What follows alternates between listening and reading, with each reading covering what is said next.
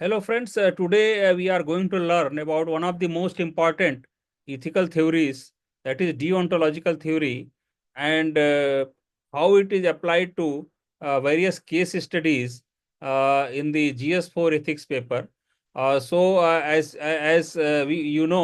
this theory was advocated by Immanuel Kant, one of the most important philosophers of modern philosophy, Western philosophy. And this basically this deontology words comes from is a basically Greek word deon, which means duty. This theory basically emphasizes performing one's moral duties and following established rules irrespective of the outcome. So in a way, it compares with what Bhagavad Gita has told about Nishkam karma, that you don't think of the fruit and you keep on doing your duty. So this theory compares to some extent to that. So basically, this is called duty-based ethics. So Kant's deontology is basically duty-based ethics. And morality is determined by inherent rightness or wrongness of actions based on adherence of duties and rules irrespective of consequences. So consequences are not important here. It's a duty-based ethics. So you have to adhere to duty and rules. Now, as I already told, the main philosopher was Immanuel Kant. He is one of the most important modern Western philosopher.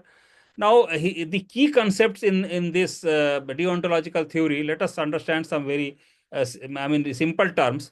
One is categorical imperative. Categorical imperative means universal, unconditional moral law that applies to all rational beings uniformly. So this is, as per Kant, is categorical imperative. Now, this brings to us universality principle. Now, what is universality? The principle which can be applied universally to everybody. Act only, Kant has, this is statement from Kant. Kant has said, act only according to that maxim whereby you can at the same time will that it should become a universal law. So you have to act as per the maxim which you think should become a universal law. It should be applied to everybody. So this is first principle and first categorical imperative. Second is humanity principle. That is, act in such a way that you treat humanity, whether in yourself or in others, always as an end and never merely as a means. So these two principles, that is universality principle and humanity principle, these two are the subcomponents of Kant's theory of deontology. This we should understand. This is very, very important, and almost in all case studies, this can be applied. So please understand this principle is very, very important principle, and this we have to mention along with the philosopher's name, along with his these principles we have to mention. Now, as I already told, Indian variant of deontology is Bhagavad Gita. This one's duty is Swadharma.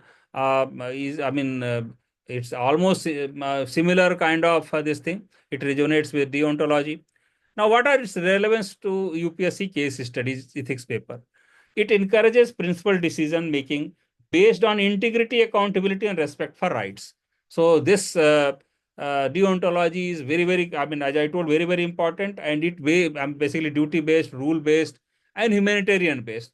It upholds civil service values like objectivity, transparency, and impartiality. Uh, it is useful in administrative dilemmas where rule following is paramount, such as enforcing laws impartially or resisting political pressure. So in these cases, this very, very important deontological theory is important. Now, there are some negative points also that also we should know, because while analyzing the case studies, while applying the case studies, accordingly we have to modify, because we cannot simply say that this is universally, in all case studies, whatever deontology or deontological theory says that we should follow. So, for example, what are negative points? Rigidity. So, this is a very, very rigid kind of thing. It fails to account for moral dilemmas where strict rule following may lead to unjust outcomes. In certain situations, it does. So, this is again this very rigid kind of doctrine. Then, second is lack of contextual flexibility. It ignores the situational complexity of real life governance. So, both, this is being rigid, it results in this. So, then third is conflict of duties. It offers little guidance when duties clash. Suppose you may have two duties, for example, truth versus compassion or truth versus loyalty. Now, which duty you will follow? So therefore, here also, when conflict of duties are there, it doesn't give you clear-cut guidance. Now we'll take an example. I mean, just to understand how this. See, a civil servant is pressurized to manipulate the data to show better performance. This also happens almost in all the governments, and all civil servants have faced it. I have also faced so many times. So this situation happens, that the civil servant is pressurized to manipulate data to show better performance. Now, what is Kantian approach? What is deontology says? Refuse to manipulate the data as it involves dishonesty, because this is not your duty. Violating the duty of truthfulness and treating public interest as a mere means to political gain. So this you have to uh, reject it. Now, second situation you take, a government officer is ordered to delay file clearance to favor a politically connected party.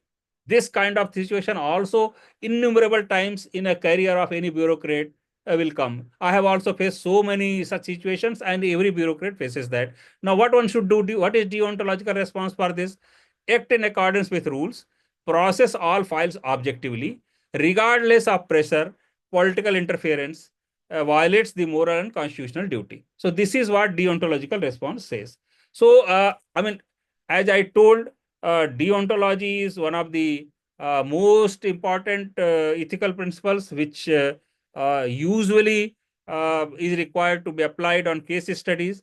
And I also want to tell you that this Kantian principle of deontology needs to be mentioned in various other theoretical questions also of part A. So this we should remember along with examples very well, along with the components of what deontology means in detail, so that we can quote that, we can use those phrases and terms, and we can write good answers for part A and also apply in part B and write, good answers for part B case studies. So with this, I close this video today. In next videos, I will be continuing with other ethical principles which are very, very useful and important for case studies point of view. So thank you all the viewers. Thank you for viewing today's video. Thank you.